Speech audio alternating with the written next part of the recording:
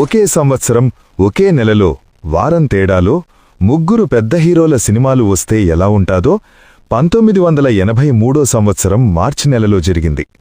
ఒకరు నవరస నటన సార్వభౌమ నటరత్న నందమూరి తారక రామారావు గారు, మరొకరు dynamic star supreme hero megastar Chiranjeevi గారు, ఇంకొకరు అనతికాలంలోనే తండ్రికి తగ్గ తనయుడు అనిపించుకున్న యువరత్న నటకిషోరం నటసింహ నందమూరి బాలకృష్ణ గారు.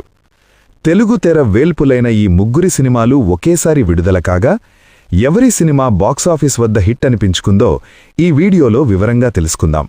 సినిమాల్లో హీరో చూపించే హీరోయిజం, మేనరిజం, డాన్సులు, ఫైట్లు, కామెడీ వారికి క్రేజ్ తీసుకువస్తుంది. వీటివల్ల అంతేకాదు అభిమానులను పుట్టిస్తుంది, ప్రేక్షకులకు దగ్గర చేస్తుంది. అయితే హీరో అంటే మాసు, క్లాసు, భావోద్వేగం, ఉత్తేజపరిచే పాత్రలు కూడా చేయాలి. ఇందుకు ప్రత్యేకంగా కొన్ని కథాంశాలు ఎంచుకోవాలి. అయితే వారికున్న క్రేజు, ఇమేజ్ దృష్ట్యా కొన్ని కథలను చేయలేరు. ఇదే కోవలో నవరస నటనా సార్వభౌమ నటరత్న నందమూరి తారక రామారావు గారు, వారి తనయుడు యువకిషోరం యువరత్న నటసింహం నందమూరి బాలకృష్ణ గారు కూడా తన తండ్రి ఎన్టీఆర్ గారితో పాటుగా నభూతో నా ధగిష్యతి అని నటించిన చిత్రరాజం సింహం నవ్వింది.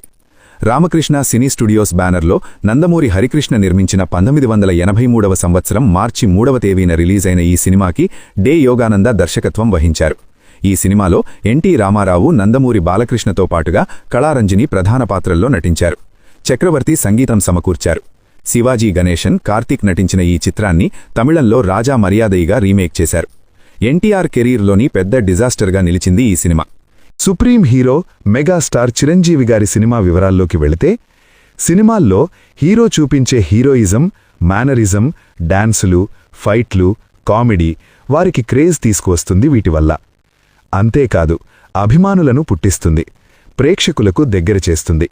అయితే హీరో అంటే మాసు, క్లాసు, భావోద్వేగం, ఉత్తేజపరిచే పాత్రలు కూడా చేయాలి. ఇందుకు ప్రత్యేకంగా కొన్ని కథాంశాలు ఎంచుకోవాలి. అయితే వారికున్న క్రేజు, ఇమేజ్ దృష్ట్యా కొన్ని కథలను చేయలేరు.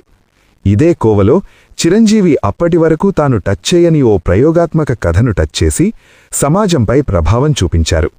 ఈ సినిమా కథతో ప్రతి ఒక్కరిలో ఆలోచన రేకెత్తించి ఆ కథతో సినిమా చేసి సూపర్ హిట్ అందుకున్నారు.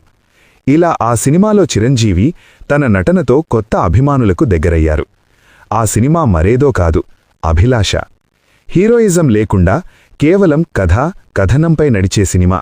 ఈ సినిమా గురించి ఇప్పటి చిరంజీవి అభిమానులకు చాలామందికి తెలియకపోవచ్చు. ఇందులో చిరంజీవి గారు ప్రాణం పెట్టి నటించారు. ఆయన నటన విశ్వరూపానికి నాంది ఈ అభిలాష సినిమా. ఆ విశేషాలేంటో ఈ వీడియోలో తెలుసుకుందాం. న్యాయవాదిగా న్యాయ వ్యవస్థను ప్రశ్నించే ఓ లాయర్ కథే అభిలాష. ఉరిశిక్ష రద్దు చేయాలి, మనిషికి జీవించే హక్కు ఉండాలి అనే అంశాన్ని కోర్టుకు వివరించే క్రమంలో తానే అనుకోకుండా ఓ కేసులో ఇరుక్కొని అదే ఉరిశిక్షకు గురవుతాడు.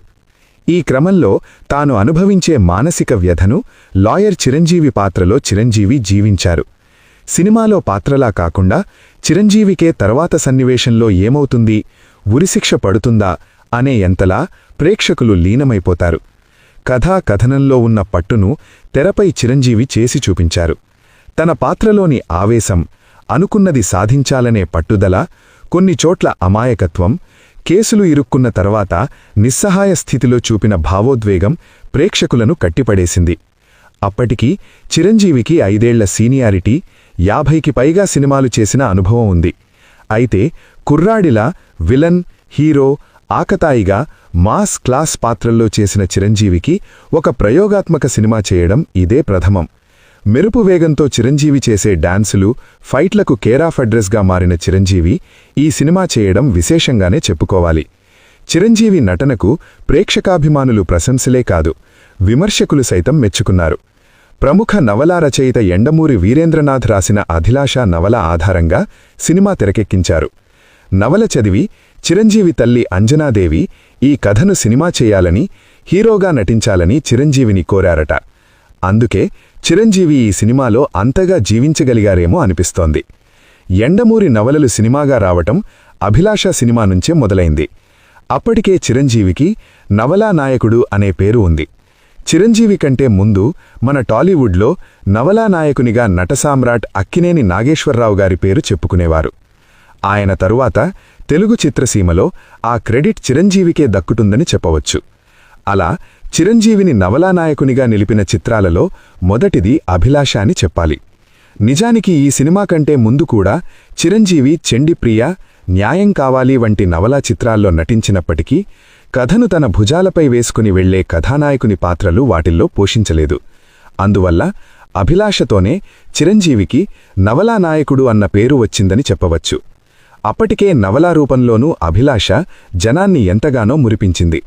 ఆ కథతో రూపొందిన అభిలాష చిత్రంతోనే కెఎస్ రామారావు తమ క్రియేటివ్ కమర్షియల్స్ పతాకంపై ఫస్ట్ స్ట్రెయిట్ మూవీ నిర్మించారు. రాధిక హీరోయిన్గా నటించిన ఈ చిత్రానికి ఏ కోదండరామిరెడ్డి దర్శకత్వం వహించారు. రావుగోపాలరావు, గొల్లపూడి, రాళ్లపల్లి, రాజలక్ష్మి తదితరులు ఇతర పాత్రల్లో నటించారు. ఈ చిత్రానికి జి సత్యమూర్తి, కోదండరామిరెడ్డి స్క్రీన్ప్లే, ఎండమూరి సత్యమూర్తి పాటలు రాశారు. ఆత్రేయ, వేటూరి పాటలు అందించారు. మైస్ట్రో ఇళయరాజా సంగీతం అందించారు. ఈ చిత్రం తర్వాత చిరంజీవి, కోదండరామిరెడ్డి, ఇళయరాజా, ఎండమూరి కాంబోలో కెఎస్ రామారావు నిర్మించిన నవల చిత్రాలు మ్యూజికల్ హిట్స్గానూ మురిపించాయి. అప్పటికి తమిళ సినిమాలు తెలుగులో డబ్బింగ్ చేసి విడుదల చేయడం, రేడియో పబ్లిసిటీ డిస్ట్రిబ్యూటర్గా ఉన్న కెఎస్ రామారావు ఈ సినిమాను తెలుగులో స్ట్రెయిట్గా నిర్మించారు. చిరంజీవితో అప్పటికే హిట్లు ఇచ్చారు కోదండరామిరెడ్డి. ఈ సినిమాను తెరకెక్కించారు. మద్రాసులో ప్రివ్యూకు ఫ్లాప్ టాక్ వచ్చింది. 1983 మార్చి 11న సినిమా విడుదలయ్యాక సూపర్ హిట్ అయ్యి కలెక్షన్ల వర్షం కురిసింది. ఇళయరాజా సంగీతంలోని పాటలన్నీ సూపర్ హిట్లే. సందెపొద్దుల కాడ పాటలో చిరంజీవి స్వయంగా కొంత డాన్స్ కంపోజ్ చేసుకున్నట్టు కోదండరామిరెడ్డి ఓ ఇంటర్వ్యూలో చెప్పారు. నవ్వింది మల్లెచెండు పాటలో చిరంజీవి చూపిన ఎనర్జీ ఇప్పటికే ఆశ్చర్యం కలిగిస్తోంది. చిరంజీవి కెరీర్లో మరో 100 రోజుల సినిమాగా నిలిచింది. ఇంతటి విజయం సాధించిన సినిమాకు నిర్మాత కెఎస్ రామారావు పెట్టిన బడ్జెట్ ఎంతో తెలిస్తే షాక్ అవ్వాల్సిందే. ఎందుకంటే కేవలం 16.5 లక్షలు మాత్రమే ఈ సినిమా బడ్జెట్. మెగాస్టార్కు అప్పటికే మంచి మార్కెట్ ఉంది. అయినా కూడా అంత తక్కువ బడ్జెట్కు ఒప్పుకోవడానికి కారణం కొత్త నిర్మాత అని కావచ్చు. నిజంగానే చిరంజీవి ఫ్యాన్స్ ఇప్పుడు ఆ బడ్జెట్ గురించి వింటే కెఎస్ రామారావును తిట్టుకుంటారు కూడా. అభిలాష కథ విషయానికొస్తే చిరంజీవి లాయర్, అంతగా కేసులుండవు. ఏదో ఒక రోజున గ్రేట్ క్రిమినల్ లాయర్ సర్వోత్తమరావు అంతటివాడు కావాలని కలలు కంటూ ఉంటాడు. చిన్నతనంలో అతని తండ్రిని అన్యాయంగా ఉరితీసి ఉంటారు. దాంతో చిరంజీవి ఉరిశిక్ష విధించి సెక్షన్ 302ను రద్దు చేయాలని, అందుకు చట్టాన్ని మార్చాలని తపిస్తుంటాడు. ఈ నేపథ్యంలో చిరంజీవికి తాను ఎంతగానో అభిమానించి సర్వోత్తమరావు నుండి పార్టీకి పిలుపు వస్తుంది. ఆ పార్టీలో చిరంజీవి అనుకోకుండా సర్వోత్తమరావు మేనకోడలు అర్చనను కలుసుకుంటాడు. అతని అమాయకత్వం, మంచితనం అర్చనకు నచ్చుతాయి. ఈలోగా ఉరిశిక్షలు రద్దు చేయాలన్నదానికి తన వద్ద ఓ ప్లాన్ ఉందని, దాని ప్రకారం చట్టాన్ని మార్చవచ్చునని సర్వోత్తమరావుతో చిరంజీవి అంటాడు. దానిలో భాగంలో ఓ ఫేక్ మార్జర్ను ప్లాన్ చేస్తాడు. తానే చంపినట్టు చట్టానికి లొంగిపోతాడు. అనుకున్న ప్రకారం సర్వోత్తమరావు వచ్చి సాక్ష్యాలు చూపించి చిరంజీవిని నిర్దోషి అని తేల్చి మార్చండి మన చట్టాల్ని అని పిలుపునివ్వాలి. కాని అలా జరగదు. సర్వోత్తమరావు యాక్సిడెంట్ అయ్యి ఆసుపత్రి పాలవుతాడు. చిరంజీవికి శిక్ష ఖాయమవుతుంది. అప్పుడు చిరంజీవి తాను నిర్దోషినని సెంట్రీ విష్ణుశర్మకు అసలు విషయం చెబుతాడు. అతను ఆ విషయాన్ని అర్చనకు చేరవేస్తాడు. వారిద్దరూ కలిసి గవర్నర్కు అసలు విషయం చెప్పి అప్పటికే శిక్ష రద్దు అయ్యేలా చేస్తారు. తర్వాత సర్వోత్తమరావు కూడా ఆసుపత్రి నుండి వచ్చి చిరంజీవి విడుదలైనందుకు పార్టీ ఇస్తాడు. ఆ సమయంలో చిరంజీవి వేసిన ప్లాన్లో భాగంగా శవమిచ్చిన ఓబులీసి వస్తాడు. అతనితో చిరంజీవి మాట్లాడటం చూసిన అర్చనకు ఏదో అనుమానం కలుగుతుంది. తాను ఉరిశిక్ష రద్దు చేయాలి అన్న అంశం కోసం ఆడిన నాటకాల్లో నిజంగానే మర్జర్కు గురైన అమ్మాయి శవనుందన్న విషయం చిరంజీవికి తెలుస్తోంది. అతని చుట్టూ మళ్లీ ఉచ్చు బిగించుకుంటుంది. అర్చన సైతం చిరంజీవిని అనుమానిస్తోంది. చివరకు ఆ ప్లాన్ వెనుక ఎవరున్నారో తెలుసుకుంటాడు.